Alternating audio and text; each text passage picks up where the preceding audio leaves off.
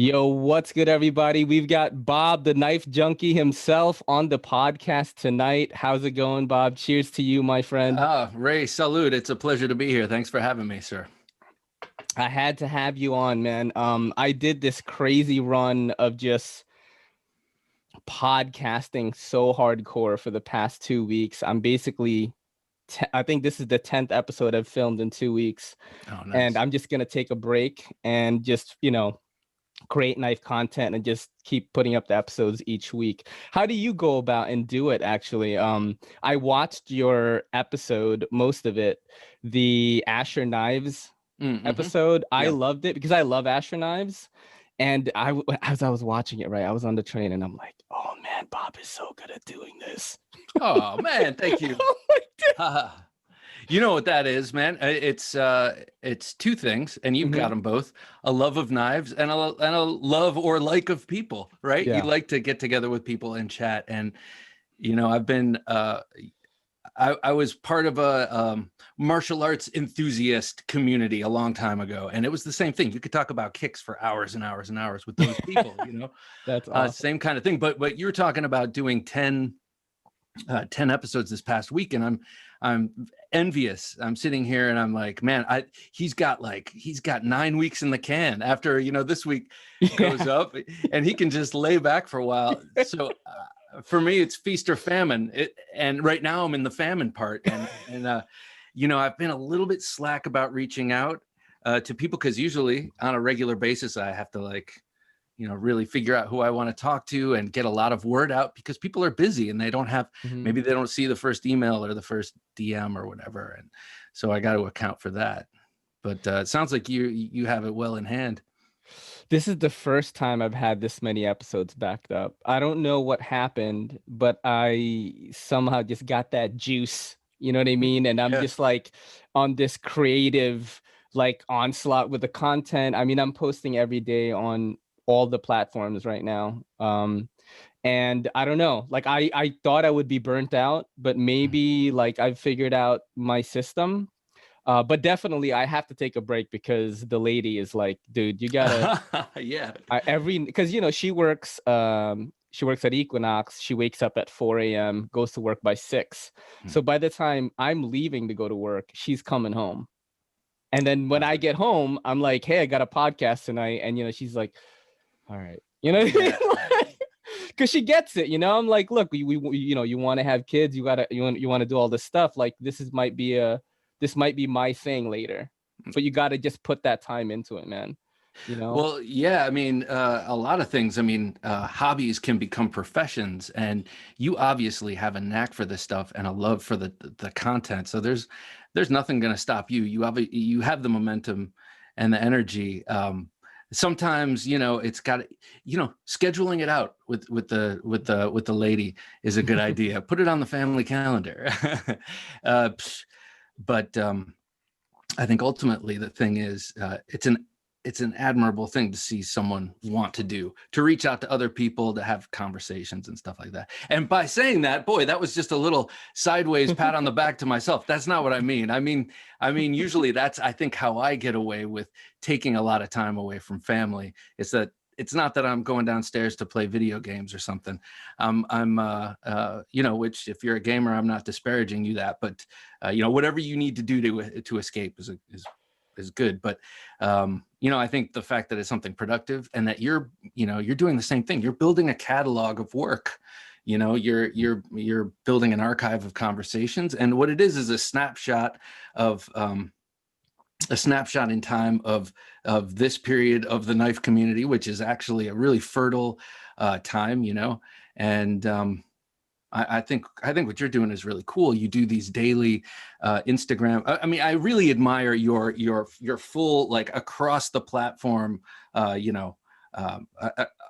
across the internet. See, this is, I'm already proving to you how old and out of touch I am. But you're on every social media thing every day, and you're making interesting, cool work. And what I see mostly are your little quick Instagram films. And to me, they're films.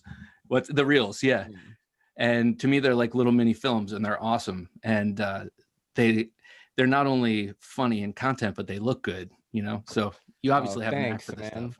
I'm just trying, I'm just trying to, get ahead and just make a brand, as gross as that sounds, because I really love doing this. Yeah. I love talking to knife people. When I was on your podcast, I was so honored, man. I was kind of nervous a little bit. I was like, like, no, because, when you're on a podcast for an hour, right, you can't fake anything. Mm. You know what I mean? It's like, like Kanye West was on Joe Rogan's for 2 hours. Mm-hmm. And then I was like, oh, okay, he is cuckoo for Cocoa Puffs. You know what I mean? Like, Yeah. because, you only see like snippets of him. And then I think I watched like 2 hours and finish it, but I was like, man, he's like going off everywhere. And that's how I felt. I was like, look, I am not as knowledgeable as some of these guys that are on Knife YouTube, like I get to rub elbows with them sometimes. And I feel like, oh shit, like what is he talking about? You know what I mean? Like, but well, yeah. this is the perfect position to find yourself in, though, because I, like you, feel the same way. I am definitely not up on the latest knife all the time, or I only am in that I watch your stuff and I watch a lot of other stuff, and that's how I know what's coming out. I read Knife News and this and that, but I'm not someone who has all the latest stuff and knows what's coming out before everyone else. But I have this podcast where I get to talk to people and draw their knowledge without, maybe it's my way of doing research. I'll just talk to the people that way. I won't have to read and actually do research. But so I think you find yourself in a good position for being someone who feels like you're not as knowledgeable as you want to be. Yeah, I think just to be honest about it, like I always tell people sometimes in the beginning of like even my reviews, I'm like, look, if you're here to get information or you're trying to get information to make a decision if you should buy something or not, like don't come here for that. Like, if you want like fresh eyes from someone like that's barely into the hobby, that checks out knives every day, that's you're gonna have this childlike wonderment about it. That's what I do. I wanted to ask you about your podcast. Like, it seems so polished, man. Do you ever script anything? I don't think you do, but is there No. ever any points that you want to hit? Like, maybe I'm just asking for advice for me. Okay. Yeah. Well, so excuse me, for a living, I produce government television, basically, and I'm fond of calling it softcore propaganda. It's all fine and good, but the place where I work has incredible talent, because when you live near Washington, D.C., you're pretty much going to work if you're in that industry, you're probably going to touch government or politics in one way or another. And I do. And I work with a lot of talented people. It's the content that can sometimes be trying, but at least I have good equipment and good, talent around me to collaborate with. So, Jim, the producer of Knife Junkie podcast, I've been producing his podcast at work for like 9 years or so. And, that's how we decided to do this in the first place. Jim was like, we should do a podcast. And I was like, no one wants to hear us talk. and then one day I tuned into a podcast that I now like a lot, How Stuff Works. Oh, yeah. I think I know it. Yeah. At first I didn't like the hosts. I was like, man, these goofballs, I could totally do this.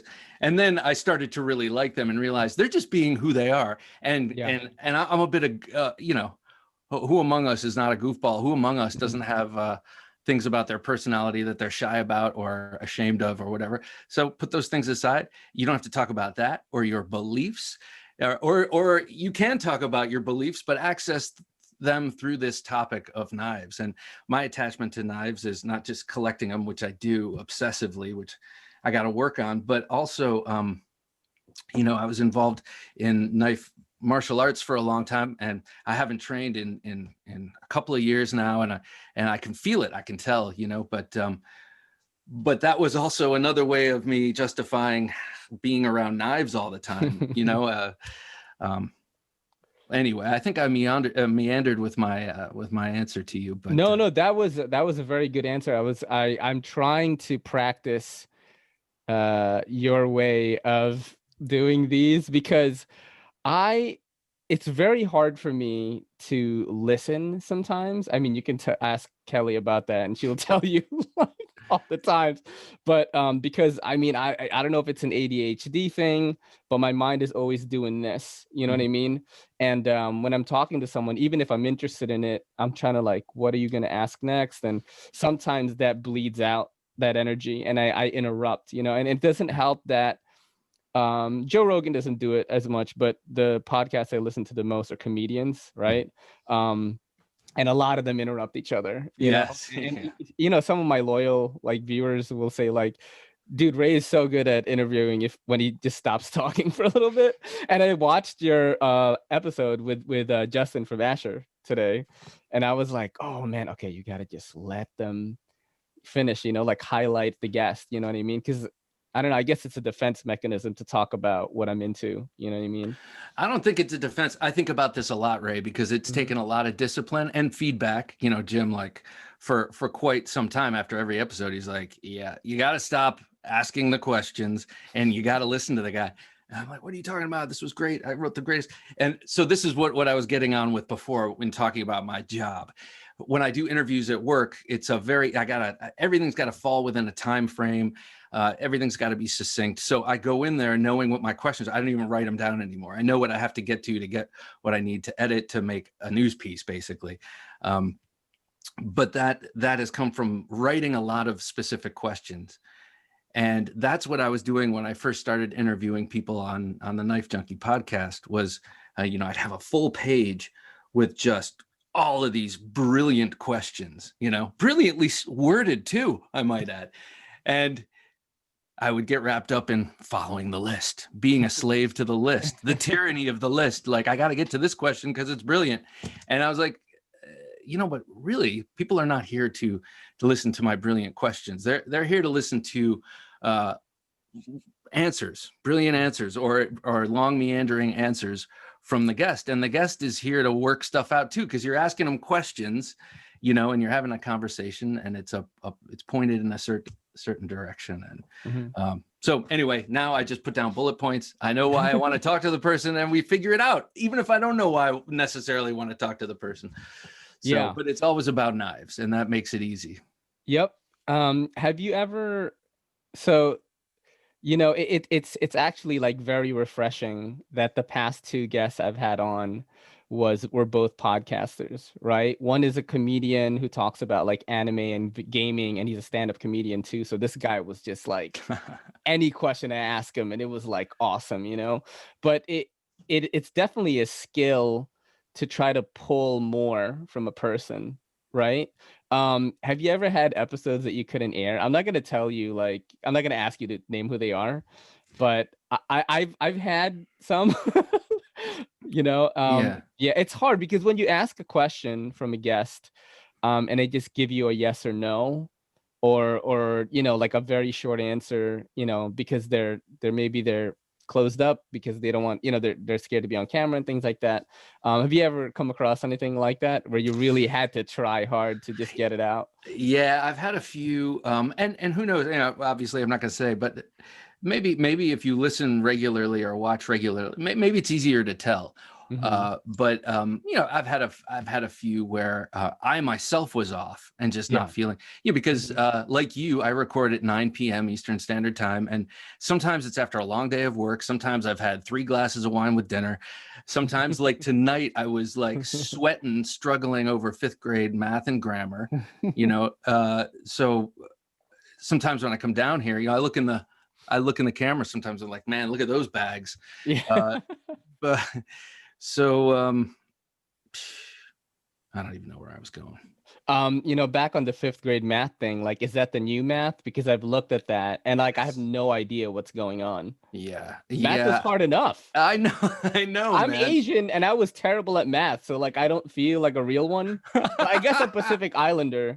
Right. Like, I was copying off people and they were like, what the You're Filipino, right? Or yeah, I'm Filipino. Yeah, okay. I'm from the Philippines. Okay. Yeah, I to me it's like it's the same thing. Math was always a struggle. Let's not try and like break up the family in this way too. Like, you can't even talk to your kids about math. We're gonna change math on you too. I don't mean to go down that hole, but yeah, it's like, geez, man. The new math is hard, man. Like, they got all this new stuff. I'm like, what? That's not how we did it before. Yeah. I don't know, man. It's like math is math. To quote Mr. Incredible, you know. What knives are you really into? Do you have any on hand right now, like that Oh, you've been really into this I week? have a broad array. Yeah. Nice. So I've been really into well, let me show you what I carried today actually. Yep. I had my Hinderer Ooh, XM18 and I have a special Python micarta scale on that's it awesome. and a regrind on there from a guest of the show, Josh from Razor Edge. Whoa. And man, does Cool. it's like paper. Beautiful, man. Very thin, very beautiful. And and you know, the kind of lifestyle I lead. It's exciting to open up a package of ground Yeah. beef with this and just have it. But I've that's about never had a Hinderer before. The closest thing I've ever handled was this. Oh, Um, yes. Shout out to Ohio Knife Lovers. Sent me a bunch of knives the other week, Is that the and 566? Oh, no, the no. 560 in 560. LMAX. I'm in this knife group with some big knife channels, and I'm like, guys, like I've never tried this, and they were like, oh, ZT doesn't do machining like this anymore. Yeah, I love that. Yeah, it's You know, insane. It's like just an insane like knife. It's but so you talk about the milling on that and yeah. on the lock side that I had the 560 and I had a bunch of Hinderer designed ZTs at one point, including a 561 because it was the one with the brown, the coyote tan handle. But anyway, I had that and I had a 566 and something else. Oh, the 562. And I was like, gee whiz, if I sold these 3 Hinderer ZTs, I could afford a Hinderer. So I did that and I got an XM. And that's been the story of my collection. Yeah. Because I've had fits of just buying lots of cheap knives or inexpensive knives or knives that I'm just fascinated with the design. And then I get bored of them and then sell them in mass. And then I get that mad PayPal money. And then it's so easy to spend. Hang on. Let me show you this. So Sure, I got this, what am I into this week? I've been into Great Eastern Cutleries really, nice. really Nice. heavily, and also Rough Riders, two opposite ends of the production slip joint spectrum. But I just got this. Beautiful. That's my favorite kind of material. I love jigged bone, and in that sort of autumnal color, it just, man, it's a knockout. Beautiful. And it's Very got that nice. beautiful clip point blade with a little bit of a recurve. Yeah. Which is kind of neat. And then beautiful handle scales. Yeah. That's one thing about traditionals, man. They just got these materials that like you just rarely see in folders. And it's just really nice. Really like warm, and that it has a natural what's the word, nostalgia to them. For a period of time you didn't live in, or for a person, or for both. I always think of my grandfather. Yep. I know a lot of people do. Yeah, very nice. I've never had a GC before. I've had some traditionals or modern traditionals sent here, and I got to check them out. I'm such a fidgety kind of dude because like living in New York City, I'm not really using my knives in public a lot. So the main use for them is basically just doing this. So like if your action is off a little bit, I wish there was like, how they have watches like a Fitbit or a Whoop that like measures like you when you're working out, like how many steps you're taking. There should be a knife thing that measures how many knives you flip, how many times you flip your knife. Someone's got to create an app for the iPhone, for the iWatch. Yeah. And this is the BRS Evolve Overwatch.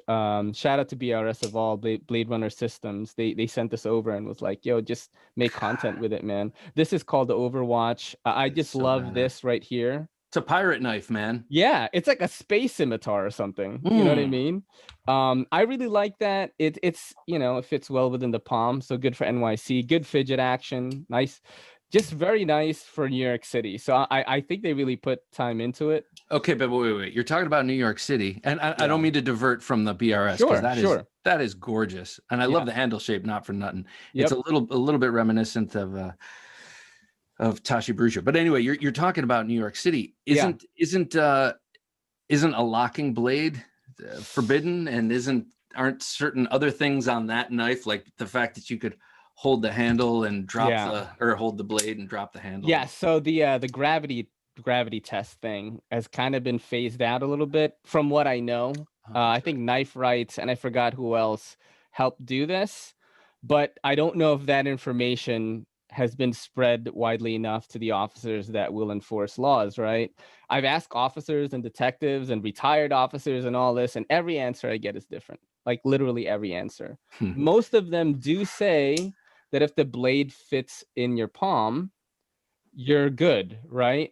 But at the same time, it depends on why you were frisked in the first place. Yeah. So I never carry like with the pocket clip when I'm on the train.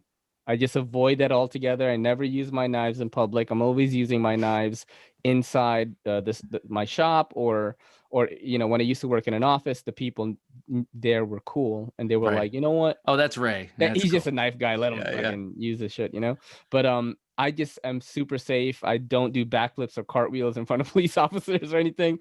I mean, I guess I do tempt fate a little bit because I carry a tactical bag every day, and I have patches like Benchmade patches, like Blade Banters patch, Reat knives. So in hopes that someone on the train will, just give me a nod, like, yo, what's up? You know what I mean? Like, it hasn't happened in years, but I just never gotten frisked and had a knife on me. I never carry anything in my backpack because that is what they're allowed to search in the subway. They have bag checks every month. Oh, I forgot about that. Yeah, Like so put a table out in front of the turnstile and you can. Yeah, exactly. You know what I'm talking about. So I've never gotten frisked or anything. Even I've only gotten bag checked once, and it was because this is when I worked in a really high end like jewelry like firm or whatever, and they sold like diamond necklaces that were like 200K, and I was wearing a suit and tie. I had a ponytail. It was raining, and I had a very like decorative kind of like katana like umbrella. But the handle of the actual umbrella, I know that this has been bootlegged a lot, but I had like a really nice one, like handmade and all that, and I was just carrying it, and they stopped me. This was in Penn Station. They were like, "Hey, and they said some pretty racial stuff, man. They were like, "Come in here with a samurai like, we had to stop you because you had a kamikaze case." I'm like, what? Jesus. Like, what? They looked at it was an umbrella, and they were like, "No." I was like, "Officer, is this illegal?" And then they were like, "No, but just this is good for home use, especially now, dude." Yeah, like, get him. Yeah, exactly. Dead meat. He has a green card. He's gonna try some chop sake on us. Yeah, exactly. But that was the only time I was ever bag checked in New York City, man. I've lived here since 1987. Let's go back to you for a little bit. People always say this, like, Ray talks too much about what he got to do the guest. How do you let's talk about the Thursday Knife Live stuff. Thursday Night Knives. Thursday Night Knives, sorry. How do you is that like structured in a way, or do you just go live and have people on, or is it like by surprise? Or so it's pretty much by surprise. So how we started that is Jim was nagging me in the best way, as only Jim can. Jim and I have a great partnership because we have different temperaments, and we rely on each other's temperament to do this show. He was saying we got to do some live stuff, and I was hesitant at first, and then we started. We picked a time, Thursday night. It's kind of worked into both of our schedules. And initially, I thought, well, I've met so many cool people, I should have a co-host each show and have a rotating, rotating group, or just people that I vibe with, like Alex Tissot. He's awesome, man. I've had him on here. He's so cool. Yeah, that was a good podcast, man. He landed me Nick Shabazz, man. He's the one. His episode was the one that Nick watched, and that's why Nick got on here. He was like, "I love trance music too. Oh my god!" He was like, he messaged me, and I was, oh man. But Alex was the one that did that. Man, yeah, he's a mensch. He's he's the real deal, Alex. And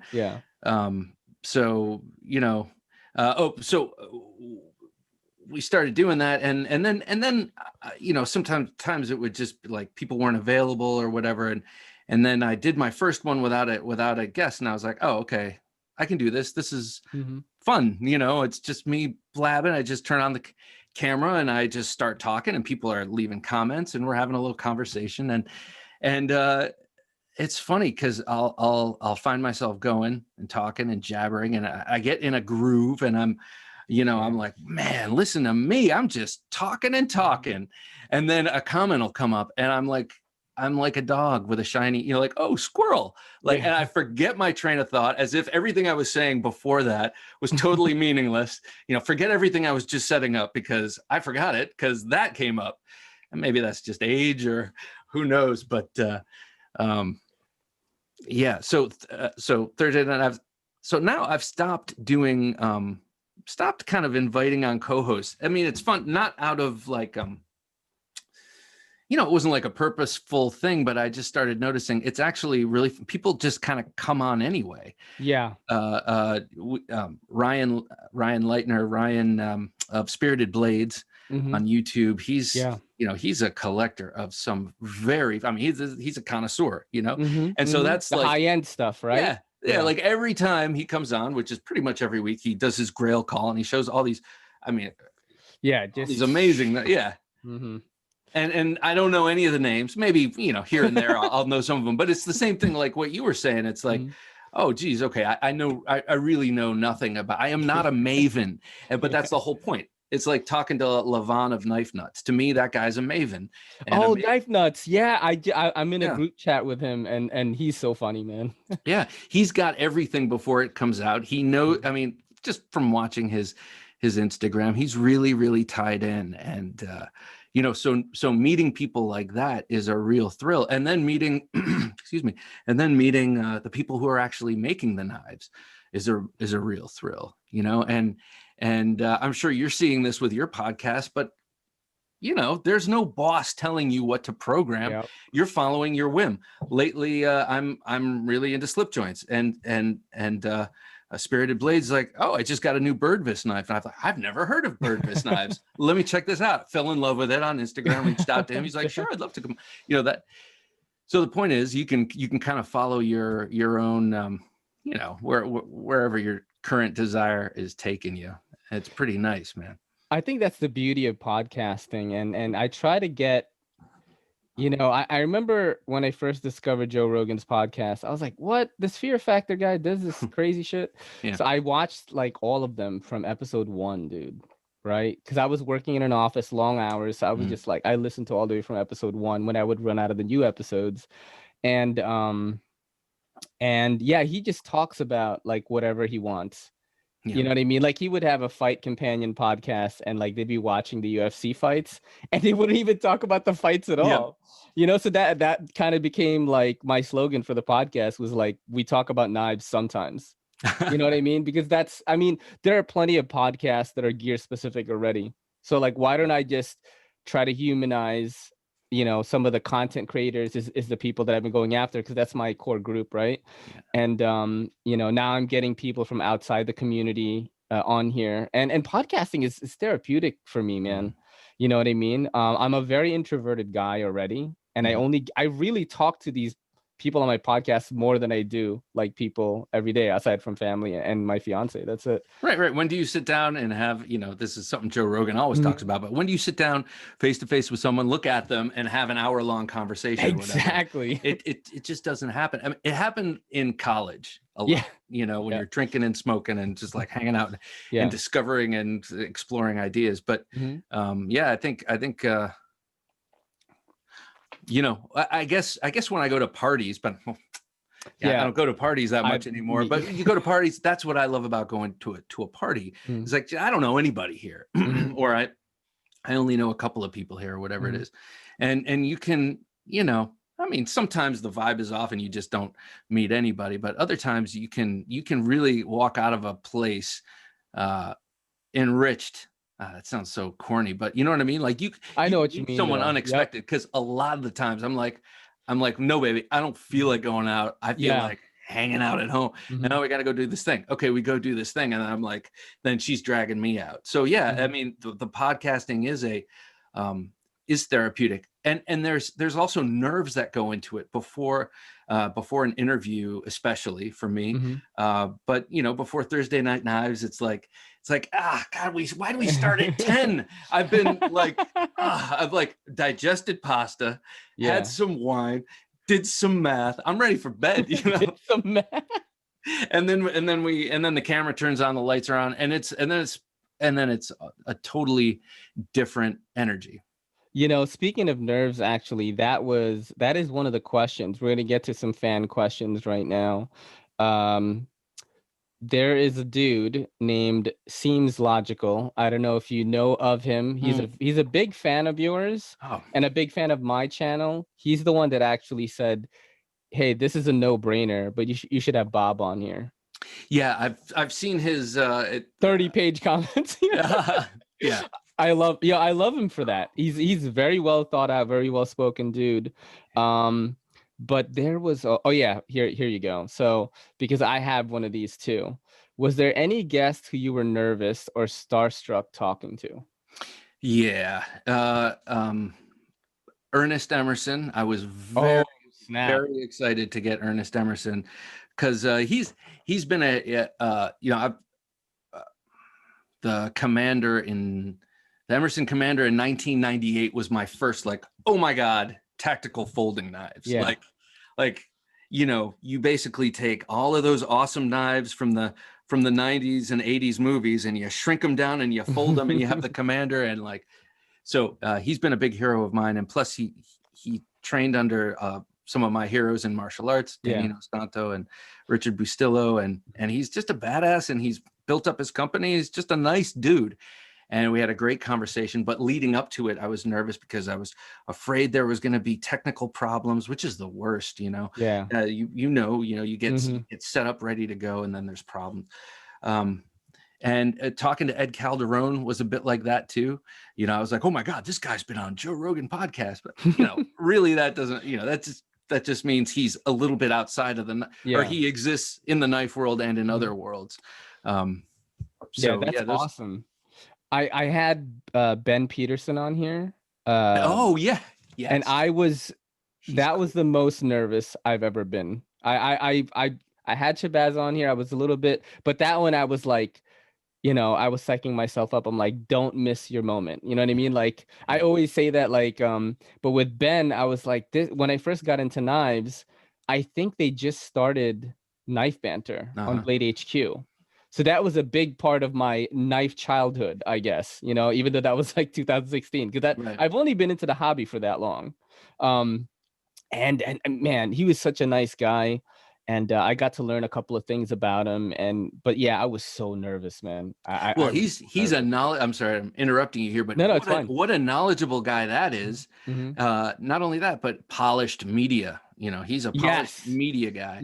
And very comfortable. I'm sure he made you feel comfortable in your own nervousness. He's so good at being on camera. And I was encouraging him. I was like, dude, do you know that you would like make a killing right now as an online like media personality? Like everyone loves you already. Yeah. And you're so good at this, you know. And I was trying to like kind of, you know, like push him into it because if you don't, I feel like if you don't start right now, and you're gonna wish you started 5 years later. Even with podcasting, some of the big personalities that I've met that I know would be good at it, I try to push them. I'm like, listen to me, dude. This has happened in every space except ours, right? In 5 years, everyone's gonna be podcasting, and you're gonna want to put those roots down right now and have your fan base and have all that, so you're gonna have the leverage to take on whatever projects you want in the future. You know what I mean? You know, if anything. I started this channel, you know, 2016. I didn't really start popping off until I did the podcast. And before all that, I was doing all this slick editing work and getting the color right and watching Peter McKinnon do his B-roll and doing all this stuff. I stopped doing all that. I don't do that much. And I just podcast, and I'm popping off way more now than I ever did. So I think long form video content is going to be a big thing in the knife community, if it isn't already. I mean, there isn't a lot of long form video content. You're doing it, I'm doing it, a couple of other smaller channels. Shout out to Carlos EDC. But, you know, there isn't a lot aside from the lives, right? The lives are kind of a big thing right now.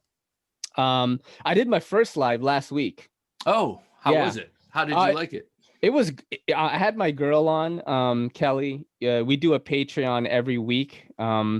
And we just watch like really crazy videos on the internet that are way too hot for YouTube, probably. Okay. And you know, the one I always talk about, this one, there was like a wedding. I don't know what country it was in, but they started like setting fireworks off like in the chapel. They were like shooting fireworks at each other. So it's like your own ridiculousness. Yeah, something like that. And people really vibe with it. But yeah, so I had Kelly on and we were just getting drunk answering questions. And tomorrow I'm doing that one chip challenge. I don't know if you've ever seen these, where they eat like the Carolina Reaper with the Sichuan seasoning on. It's one chip. The chip is black. It's called the Pocky One Chip Challenge. It's been going around on the internet. The 2020 version is out, and I'm doing that tomorrow. Yeah.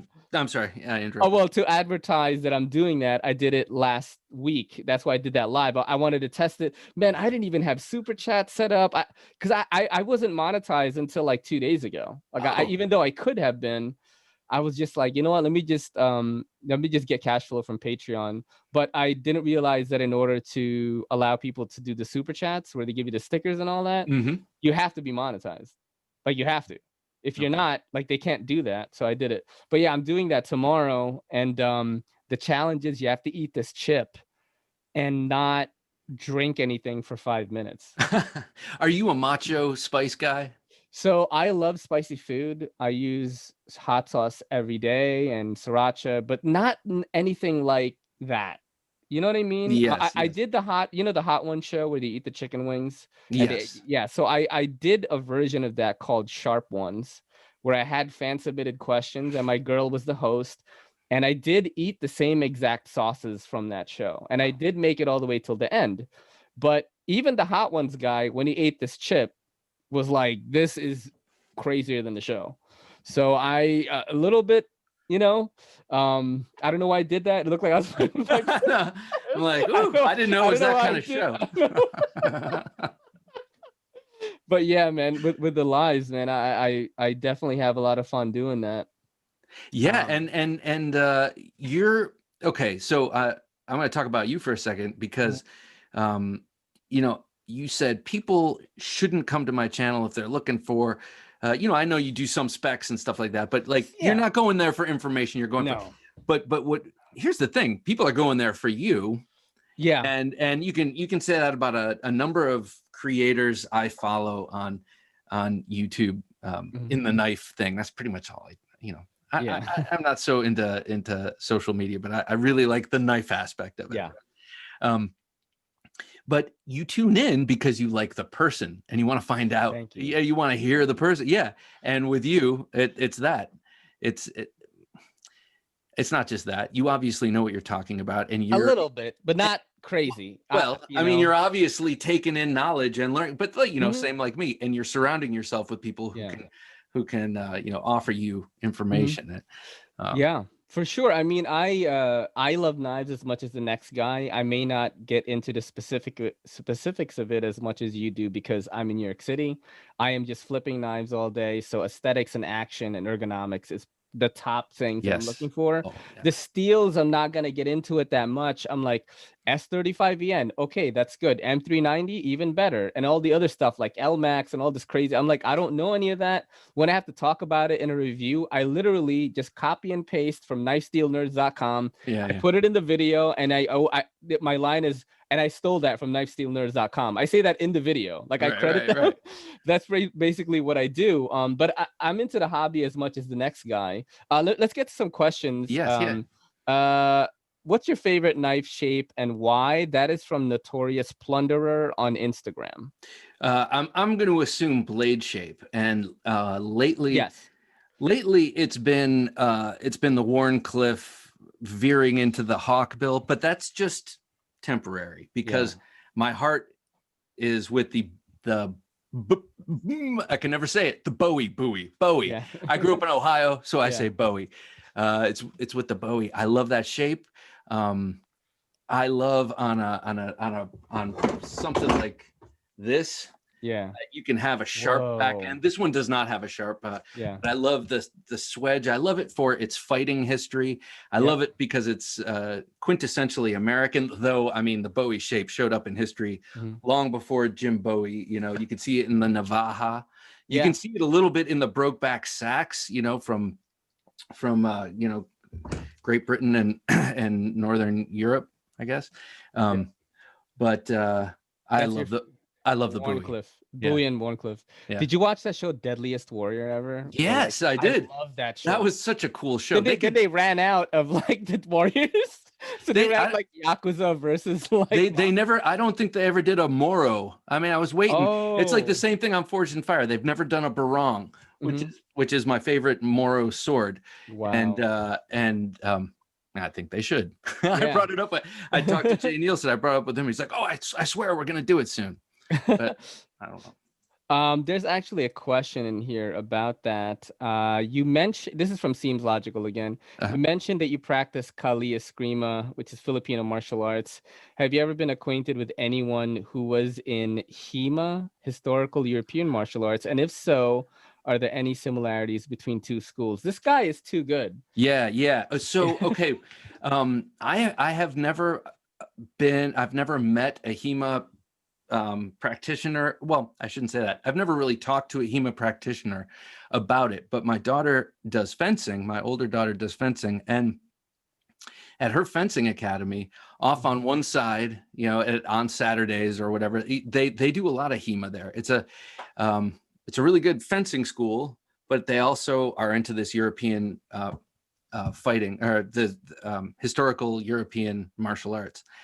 And I do notice some similarities, but I mean, I've chalked it up to there are only so many things the human body can do with a stick-like, sword-like object, you know, and but there are, and here's a caveat to what I'm about to say. I don't know how good these guys are. You know, I can walk into a Kali school, I think, and kind of gauge like how good it is, but I don't know, you know, HEMA so much, but I would say that there is some overlap in long range stuff. How they handle, you know, because in HEMA you're dealing with a much longer sword. In Filipino martial arts, they're about 29 to 30 inches, unless you're talking about the Kampilan, which is their big sword, and then that's a much bigger thing. But on the whole, almost all of the swords are around the 29-inch area and smaller. And and so there are some different kinds of techniques that you'll see with Filipino staff that also look a bit like longsword, with the way they kind of do these helicopter moves up top. And the interesting thing about HEMA and the European broadswords is that through a lot of history, it was only about the last 8 to 6 inches on both sides of a double-edged broadsword that were actually really sharp. Wow. Everything else was kind of blunted for A, hitting other people's swords, but B, mostly it was used as a bludgeon, because you have a sword with a cross section that's symmetrically kind of, you know, what would you call that? Football shaped, basically stretched out. I get it. And you're focusing so much force on that edge. It's like you're smashing against armor. You don't really need an edge. You need something that you can smash that armor in around that person's body and just like brutalize them, tenderize them with. And then eventually you find a spot and then you stick it in, you know, through the armor. I mean, with the top, but no, I mean, that's really cool, man. You know, it's funny, like I've never practiced any of the Filipino martial arts. The martial art that I learned in the Philippines was kind of like, it was called Bastekan, and my sensei was a Japanese Filipino guy, and I'm sorry, I am now only hearing you. You were frozen for a second there. How about now? Do you hear me right now? I do, loud and clear. All right. So I've never practiced like Kali or Eskrima or anything like that. I've taken in the Philippines. I was only there till I was about 7. Mhm. So when I was like 4 or 5 years old, I took classes at, it was a karate style called Bastekan, Mm. and the sensei was like a Japanese Filipino dude. But I feel like it implemented a lot of like trappings and things that Mhm. you would see in movies today that are using a lot of Filipino martial arts, like John Wick and stuff like that. That's like Yeah. all Filipino shit. That's what they said. Yeah. Um, but a lot of that close infighting type stuff is what we focused on. Just like end the fight right away kind of stuff, but like Mhm. infighting. So yeah, I'm always curious, man. Like I discovered Doug Marqueta shortly after I got Mhm. into into folding knives, and I was like, this dude is Filipino, and he's just like doing it up. How He's long did you study that? let's see. I started it in well, I did Kempo karate Hmm. in the 90s, Hmm. and the school I went to was in Philadelphia, was very progressive.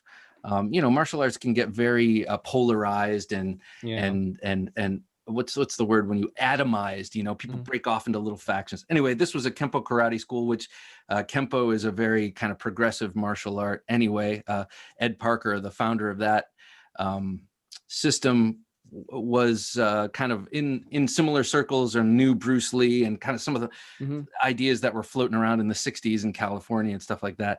So he was very open to bringing stuff in. And Hmm. so we did a little bit of stick there, never any knife. And then I moved to New York Yeah. in 97 or 6, and went to That was the dark New York still. no, No, it wait. was. No, actually, that's late 90s. So yeah, it was just cleaned up, right? Yeah, it was. Yeah. Yeah, I Yeah, was just like the cleaned up. benefactor of all Yeah. that. Exactly. Yeah, I was like, what are they all talking about? This place is great. It's totally safe. It's like everyone did the hard work the last 50 years before I showed up. Yeah. But I went to Anderson's Martial Arts. Anderson's is, man, they are thriving. Great. Dan Anderson is the Mhm. Sifu there. Amazing school. You should check it out there on Instagram. But I walk into their school to watch I knew I wanted to do Jeet Kune Do because of what I had read. And Yeah. I like the idea of you use what's useful, reject what isn't. And, I'm not a very doctrinal doctor. I don't buy into doctrine or dogma too much. And I felt like I don't want to speak in someone else's language. I just want to learn how to fight and protect Mhm. myself and be, Yeah. kind of, be a man around the ladies if I have to be, whatever my motivation at the time was. Anyway, Yep. I go into Anderson's martial arts, and I see a knife sparring class. This was kind Wow. of an intermediate. I was like, oh my God, they had the fencing mask on, they had the boxing gloves on, and wooden knives or whatever their practice knives were, and they were just going at it, going after the hands in the face. And I watched that class, and it was a full-on colleague class. So they were doing some sparring and they were doing some technique. And I was like, oh, I got to do this. So yeah, 1998, Mhm. and trained there until like 2007 or so. And then I started kind of getting lazy and falling off, and then work got in the way and all these excuses. And then I left New York, came here to Mhm. outside DC, and then Yeah. did it a while here too. So. Hmm. It must have been fun, man. I like martial arts a lot. I feel like what it taught me, because I did karate in the Philippines, and when I came here, I mean, at that time it was like 87, and growing up, we idolized Bruce Lee, Yeah. and we were watching martial arts films all the time, right? Because it was like Asians, that's the only thing you had to look up to. You know what I mean? There's Yeah. no Asians on TV, right? So Right. we were just watching all that stuff, and I feel like it really taught me a lot of like balance, and just like growing up, I was always like, oh, why can't these kids my age do that? You know what I mean? Like it was so Yeah. easy for me, and I think because martial arts taught me how to like balance on one leg, or like whatever, like be flexible. Like I was doing splits and I was like 5 years old. They were yeah, like great sir son would push you down even though I'm Yeah. 5, like he's pushing you. But yeah, I really feel it's important. I told my girl, I was like, yo, when we have kids, and she's into it too because she's a boxer. Oh, nice. So she's like, yeah, we're 100%. They're gonna learn So, jujitsu. They're gonna learn like some kind of striking skill. so you and your wife should check out Panintukin, and actually, Yeah. you can take that at Anderson's martial arts, but I'm not here shilling for him, but that's where I learned it. And Panantukan is Filipino boxing, and it's dirty boxing with headbutts and elbows and knees, and Filipino empty hand fighting is so cool because it has a lot of Western boxing, which a lot of people are familiar with, but it's always changing lead. So you're ambidextrous. You learn how to fight in southpaw or regular lead, which freaks regular boxers out sometimes. In my experience, and they do a lot of like they call it destructions.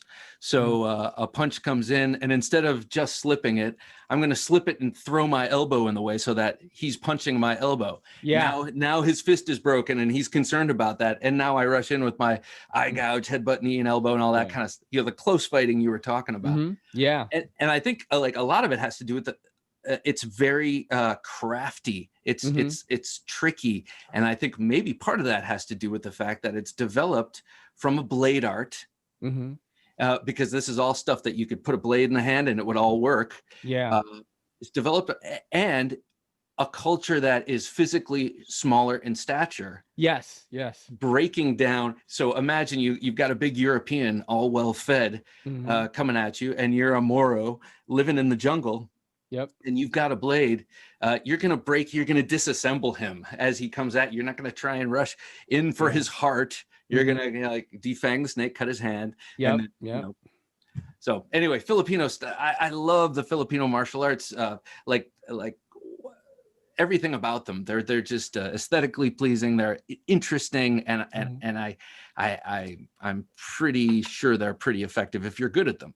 But it takes heart, it takes being tough and all that other stuff, which doesn't just because you practice martial arts doesn't mean you have those other things. You got to put in the work too, and it's very, I always say this, like I tell my girl this, like, have you ever gotten into a fight ever? And she was like, never. And I'm like, I had to fight all the time. Like in New York City, growing up as an Asian kid, going to a school that didn't have a lot of Asians, I got picked on all the time. Like if you didn't know how to stand up for yourself, you're just going to get, like beat up every day or whatever. But like, real life application and all that stuff like comes into play too. Let's take in another question here. So this is from Blade Banter. Shout out to him. He's a homie of mine. Is he planning on creating a brand or collaboration on his knife design goals? I was just thinking about that this very same day. I've noodled around with making them for fun. I never plan on becoming like a knife maker. Only just for fun when I have the time, which will be at a different time later on. But I've designed books full of sketchbooks full of knives, because I went to art school, so I'm always kind of doing something creative, but I haven't done fine art in a long time, like where I'm just like, I'm gonna sketch out my feelings. So it's basically I'm gonna sketch out my feelings in the shape of a knife. So I would like to at some point do that. I feel like in order to take the step into the physical realm, right now we're in the theoretical realm because we're just sitting here talking about knives, and that's what I've been doing with the podcast. And even that's what I do, and that's what you do with the videos. You get the knives out and you show them off. But to take that jump into the physical world of making them, I almost feel like I need to kind of not be doing what I'm doing during most of my day, which is work. So that's you know what I'm saying? I kind of feel like that might be a retirement encore thing, because work takes a lot of energy. Young kids take a lot of energy. And but I do know, like David himself, he's in that same situation, but he's got he's knocking it out of the park. He designed that the Orion Solaris. Very Such a cool great knife. Actually. I like it, man. I think my only complaint about it, and I really love the knife actually, was like thicker than a Snickers though. That thing's pretty thick. And I told him that too, but for a button lock of that price to be that smooth, it's like you don't get that really. So I liked it, man. I loved it, and he's such a cool dude. He takes you're part of the Apex Fast Round group too. Isn't that like such an awesome thing? But David takes care of all of us. He facilitates the whole thing. I got to say, like, he was very impressive to me, because I had him on the podcast, and talking to him, you know, I always have something that I really want to talk to an individual about. And for Yeah. him, and same thing with Asher Knives, it's like, Mhm. okay, you're a regular dude knife Mhm. guy who is now making knives. You know, you have taken that step that I've fantasized about and thought about, and you know, what are the steps you're taking? And someone like David Cam of Orion, Orion Knives. Yeah, right, Yeah, nice. yeah. But what's the name of the knife itself? Solaris. The Solaris. He had, when I was talking to him, he had every aspect of this project considered and Mhm. handled. You know what I mean? Yeah. Down to the box, down Yep. to the extra pen that goes in there. But even Yeah. more than that, like, you know, listening to other reviewers Mhm. and kind of averaging out the things that people are interested in, what they want, what's valuable to them in a knife: action, good actuation, Mhm. good ergonomics, great slicey cutting blade. You know, you Yeah. kind of put all that stuff together. Yeah. And it's a neat looking package too, I Mhm. gotta say. Mhm. Not necessarily my ball of wax, because Mhm. I tend towards the high speed, low drag, as Nick would call it. I Yeah. like the kind of tactical, Yeah. brutish looking stuff. Mhm. But I love David Cam's knife, and I want to get that knife. Yeah. Yeah, I liked it, man. Let's take another question here. This is from Zach Stuff. Oh All yeah. right. Cheetos or Doritos? Uh, Doritos Cool Ranch with black coffee. Okay. Before or after handling knives? After. Quite clearly. Oh. Oh, that was actually a very good Zach is a point. very funny dude, man. He's one of the first kind of like bigger guests that I've had on here when I Yeah, was I don't even know if I had 1,000 subs at that point, but it's funny it's because cool. he's like part of like that he's part of my graduating class of knife YouTube. You know, David Cam, Blade Banner, Uh-huh. JT's Knife Life, Love Them Knives, Patty's Potato Peelers. These are the guys that I've kind of Yeah, your grown up. generation. Yeah, you know what I Yeah. mean? Like everyone has their own generation. And yeah, Zach, you know, like just climbed really quick. And the fact that he did it, I was like, oh, thanks for doing it, man. You know, he's such a cool dude. Yeah. Let's do another question here. How do you budget buying like EDC gear or knives? This is from Barkin EDC on Instagram. How do I budget? Hmm. Well, I don't know. yeah, I don't. No. It's kind of a, I mean, at this point I'm in kind of a rhythm. I have a lot coming in, and I have a no, I don't have a lot going out. I have a lot that comes in, and then I'll do purges. Mhm, And mostly that's on Blade forums, and mhm. that's where I've had the most success. Um, really, what Like you sales? what's that? You mean sales or Yeah, trade? that's where Got I it. have the most luck. I've put up sales videos, never had anything happen, which is Wow. funny because I see slicey sales videos and a lot of Yeah. others, and they just go in Love them seconds. knives. The king of Oh the knife yeah, sales, yeah, dude. yeah, right, Whoa. exactly. So maybe I'm not swimming in the right waters with that one, Mhm. but in terms of budgeting, really, it has COVID has been Yeah. awesome. No, I'm just kidding. I don't mean that. But what I mean is it's you know, we haven't been spending money the way we spend money regularly. Mhm. We live a nice lifestyle, and but it's not extravagant or anything like that.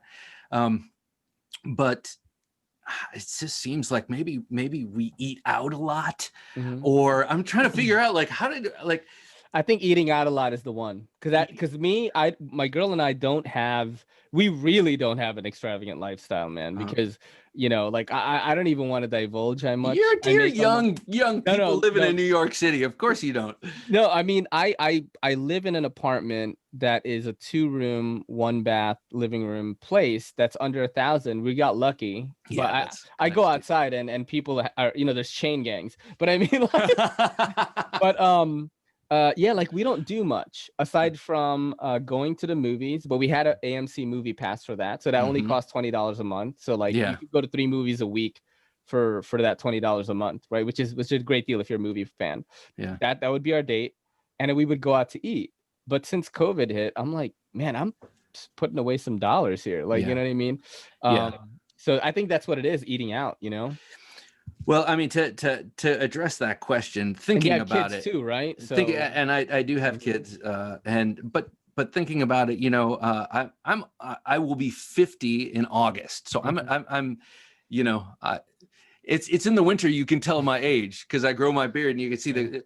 But ordinarily, I'm more like a 25-year-old, maybe 26. I feel the same way. I'm going to be 40 in January. I feel the same way.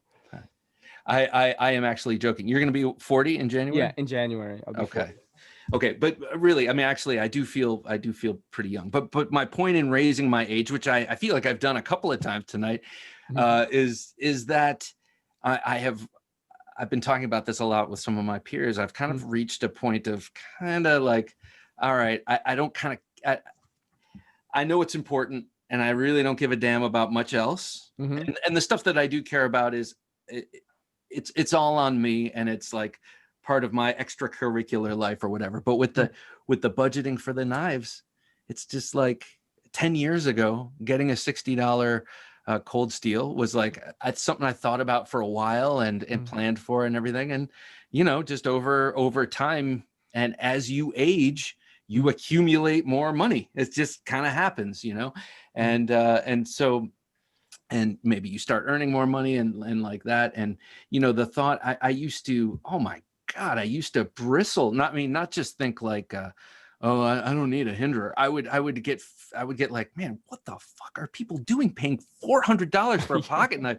And now I'm like, $400. That's a great deal. You know, like, I mean, not I really. gotta get that Chiragorov, you know what I mean? Like, yeah. Now that being said, I that is not true. Like the last, I'm pretty sure this is accurate. That I think that this was the last big knife purchase I made. Probably not, but you know, this Harsey, I don't go dropping 200 or 425 bucks often. Whoa. But I got this because I love it, and then worth it. Totally. Wow. Totally. I mean, but totally in my case. Yeah. If you only have 450 bucks left, obviously don't. Yeah. Not. But I had I didn't have Curtis Iovito after our interview offered to. I don't know if you can see this. Like, I can see the stamp. Send me your knife and your logo, and I'll engrave it. And I was like, oh, how cool! That's so cool, man. So so awesome. So to me, you know, like this is something I'll never get rid of now, because not only do I just love this knife, by the way, this is, you know, if you're going to spend a lot of money on a knife, and it's a lot of money for a luxury. I mean, this is a luxury item. This is something totally unnecessary. But if you're going to spend that money, this is an awesome thing to spend it on. This Spartan Harsey folder is. So not a hinderer then, because Metal Complex is like, get a hinderer, bro. Wait. I wasn't saying to the exception of anything else. I was just saying this is, if you have a hot nut for this, go for it. I love hinderer, and I grew up in Ohio, and so I have an affinity. Not only, I mean, I've always, even if I didn't know they were in Ohio, dude, that grind is so cool, man. Yeah. Like, whoa, bro. Damn, that's so nice. And you can see I love it when you can see the little grinder lines. Right. That's so awesome, man. Yeah, I'm getting to check out my first hinderer. Now I didn't buy it, you know, because I'm broke as fuck. But Slicey Dicey sent me one of his. I'm gonna be able to check it out soon. But I'm curious, man. I podcasted Metal Complex 2 times, and he's basically brainwashed me into thinking that like those are the knives to get. So I'm definitely gonna check one out. Let's do it. Yeah, they're awesome. They are super awesome. Let's have another question. Yeah, let's do another question. Let's see what we got here. I'm gonna try to do a non. Oh, okay. So this is kind of a funny one. Are you aware of your famous doppelganger? Bob DeMarco, 4-time Pro Bowl center of the St. Louis Cardinals. No, I didn't. That Bob DeMarco is now 82 years old, but are you two related in any way? That's what seems logical. God. Dude, this guy is like so good. That's awesome. No. I'm going to get a picture of that and try to St. splice Louis. it in here. I don't think that's cool. I love that. It's funny because when I first moved to New York and I went to Chase Manhattan Bank to open up an account, I gave my name, Robert Demarco. She typed it in, and like 5 million Robert Demarcos in New York City pop up. I'm like, oh, I thought it was a cool name, man. But no, I love it because I love my family and all that. Yeah. But no, I don't think so, because assuming if he's 80 years old, Yeah. and he probably at that time, not that I'm a huge football knowledge about. He probably was from St. Louis, and I don't think we were related to DeMarco's in St. Louis. But I love that kind of question, because DeMarco is kind of like funny. The Jones of Italian names in a lot. Let's see what else we got here. Do you still have that cold steel Tonto from 1987? Oh, hell yes. If so, what steel do you think it is? That's from Me with Knives, a very big supporter of this channel, by the way. Shout out to him. You know, Me with Knives, the funny thing is before we started doing this, I was gathering knives around me that I might want to have. And I was like, I should go get the Tanto, you know, because I wanted to ask you, and I'm going to ask you what your favorite junk drawer knife is. But I was like, the Tanto has been next to my bed since college. Or high school. Geez, you know, high school, because I got that before I graduated from high school. So it's been around for a long time next to my bed. I should bring it down and, you know, show it off. And I didn't think to. Anyway, the steel. What were they doing? VG1, I think. VG1. Cold steel. Yeah, I know. I think cold steel used a lot of. That's more like cold steel. old steel. Old steel. VG. I think it might be VG1. Because they've also used a lot of SK5, or that, I guess that's later. That's more current. This is the late 80s we're talking about. So who knows? That's when I came to America in 1987. 1987. Yeah. Yeah. Wow. That's so awesome. And I was at the Randall Park Mall outside of Cleveland buying my first cold steel knife. Imagine that. Wow. Yeah, they had a Remington knife store there. It's a hulking. I think it's demolished by now, the mall. But yeah, it was a place you'd go in, and I used to lust over the Gerbers. The LMF and the BMF, their big survival knives and all that. Oh man, it was so cool. Was there a lot of knife stores in New York City when you were here?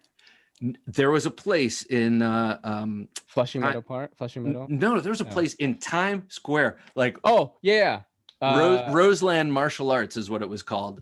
And there was a woman named Rose and her husband, and they owned this, and it was giant. It was one of these spaces that's now probably occupied by either a restaurant or one of those huge camera stores. But basically you'd walk in, and it was wide, but it was a hallway, you know, it went very far back, and they had, you know, 8 million karate gis and all sorts of training dummies and stuff over here. And then they had this long glass case.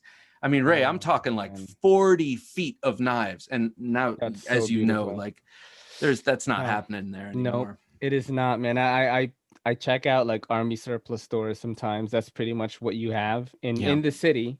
There's this dude that sells knives in Flushing. Like, I mean, like when he's showing you stuff, he's like look at him. It's so funny. Look at what they pushed us to. Yeah, they're like, you know what I mean? Like he's, you know, but yeah, it's very rare. Oh, they do sell knives at the guy taught me how to say it. Paragon. Paragon, and also Y'all Raven, which is they make the bags. They're a Swedish company. They make the bags that say it's like FJAL Raven. I had him on my podcast. He works at a retail shop here. They sell like Elko's, James Brands, Essie. So a lot of they're an outdoor company. They have like, you know, but like chic outdoor, like a little bit an outdoor. Yeah, you know that, you know, he was like, I was like, how do you pronounce it? Is it Fajal Raven? And he's like, say it like a Southerner, Y'all Raven. I'm like, Y'all Raven. You know, so Y'all Raven. Let's take another question. This one is, you got a lot of fans here because they're asking questions that they definitely tune into you. So this is from Greg Bourget or Bourget. I don't know if that's how you pronounce his name. He's from Instagram. Ask Bob if he's dropped any knives on their tip lately. So you must have said something on a podcast. Thanks, man. Yeah. Not lately, because I think I'm learning. Well, no, I'm not. I just have to I'm be very not learning. careful over ceramic. But here I do have one that is just painfully chipped, and I've shown this off before, but I kind of, you see how I kind of sharpened the tip a little bit where it chipped off to try and make it a little bit like What is that? When I micro tanto. This is a Yojimbo 2 or Yojimbo 1? This is the number 2. Yeah, the two. Yeah. But it's in 20 CV steel, it's in 20 CV steel. And any steel would have, I mean, I dropped it on my kitchen floor and it just went in slow motion. It's amazing. It felt like this. You know what's really bad is that, like, the last time I dropped a knife, I was taking pictures of it. I was trying to do like a pocket check picture on Instagram, and I was holding a VDK Strix in my hand. It's $400. Oh, it's not mine. It's not mine, but I was doing it for the gram, man. And I dropped it. And then I felt, and when I went to the Apex Fast Round group, I was like, guys, I'm sorry. I will buy this knife. This knife is defective. Yeah, I was like, I dropped it. I will buy this knife, right? I actually had some money saved up, and I was like, but that was gonna deplete me, man. You know what I mean? Like, I don't make a lot, so I'm like trying to save for the future and shit. I'm telling Kelly, like, you gotta freeze your eggs. I need more time. Plus, you're living in the most expensive place ever, so. Oh, it's so expensive, man. But yeah, like I went on the Apex Fast Round group, and the Therapeutic Edge got that from Vlad, like the VDK guy. You know, so he was like, "Oh, just send it back to me, and I'll talk to Vlad about it." And they didn't make me buy it, man. That's how I know the knife community is so freaking cool, dude. So cool. So yeah, that's the Tanto, the new Tanto. Yes. Yeah. It was anodized in a green that they don't even offer yet. So I was like, fuck, dude. Messed up so bad. I didn't know. And in the Apex Fast Round group at the very top, it says, "This is not a user." Like, oh my God. Do not carry this. Do not. Yeah. Do not drop this. I didn't. You can carry it. Just don't drop it. Yeah, man. But yeah, that's why I'm in this community for a while, man. I just love the people in it. Yeah, they're so cool. It's like they're I would say most of the people I've met are like really good examples of like human beings. Yeah, we're all just trying to be kind to each other. Yeah, there's a lot of generosity, man. Yes, definitely. Hey, how does it feel to be the guest on a podcast? Do you do that a lot, or like? I was on Alex's podcast once. Oh snap! Yeah. And I thought it was fun. I'm loving this too. I mean, it's great because no pressure. The conversation goes where it goes. But hang on, before we continue with that, I just want to get to the broken tip thing really quickly. Okay, yeah, go ahead. And you were talking about the community and how great it is. Okay, and I want to plug someone in the community. And so this is my new-ish. I got this when they first came out, and I'm not like this. I don't like wait for things to drop and jump on them, especially if they're this expensive. But I really, really wanted the DLT no choil. Is it the Eclipse or something? Or no, this is just the XM18 with the Wharncliffe blade. Okay, cool. So I'm a big fan of the Hinderer Wharncliffe, and so when this came out, I got it, and I was. It was like one of those things where like, damn, I'm gonna just spend the money. Like, it's not like I have PayPal because I sold some knives and I'm working things around. It's just like I'm gonna flat out buy this, and I don't do that often. I did that with this and felt great about it. But I dropped it like a week into it. I dropped it again on the kitchen floor, which is porcelain, and chipped the tip, and it was like.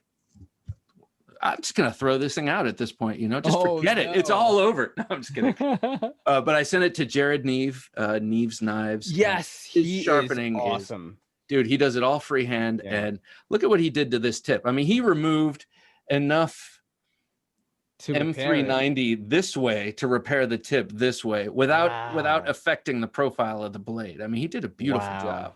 Yeah, you know what I mean? Like, he didn't make it like some little sliver is what I'm getting at, He's super into that right now, man. I actually I did a podcast, and I've been talking about this project for a long time because I'm super hyped about it.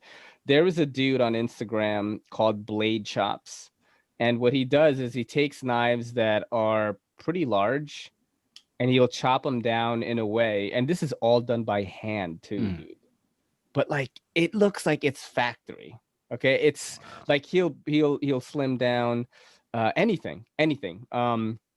Like for example, this. I mean, a lot of people will be like, no, you don't need to slim that down. Yeah. He chops the blade as well as the scale, so it's proportionate. Oh, cool. By hand. So I had this guy on my podcast, and like something just clicked like towards the middle of it, and I was like, dude, why don't we do this? I'm gonna send you a knife. You're gonna chop it. We're gonna send it to Lindy Lou and Richie B. They do yeah. They're gonna do whatever wash they want on the blade, and then they're gonna anodize the titanium. Then we're gonna send it to Neve's Knives. Jared's gonna put an edge on it. We're gonna make content along the way for each of our channels, and then I'll do a very big showcase of it on my channel, and then we'll do a podcast to talk about it. That's brilliant, man. That's a great idea. And they were like, yes, we're doing it. So it's with Blade Chops right now. And I'm so hyped for it because I know everyone is like really into it. And I think it's going to be really cool. I don't see a lot of that kind of cross channel kind of work. You know what this is? This is Exquisite Corpse. Have you ever heard of Exquisite Corpse? What's that? It was a thing that there was a group of artists in the early 20th century called the Dadaists. Marcel Duchamp is the most famous one out of them, and you know, they were all about absurdism in art. And they would do this thing when they were hanging out drinking absinthe, where they would take a piece of paper and fold it up, you know, a bunch of times, and then one person would draw a head. They'd unfold it so that it was blank. The next person would draw the chest and the torso and the arms, and you'd get around the room, and then you'd unfold it, and you'd have this exquisite corpse, this person that was just created from all these different people. But it was this amazing thing that you would never have unless you had the input of all these people. I think that's a good idea, Ray. Yeah, I think that you know, that's what's fun for me, is like creating content based around like our hobby, because I think that is probably my main hobby, is making content, you know. And dude, this has been a great podcast, man.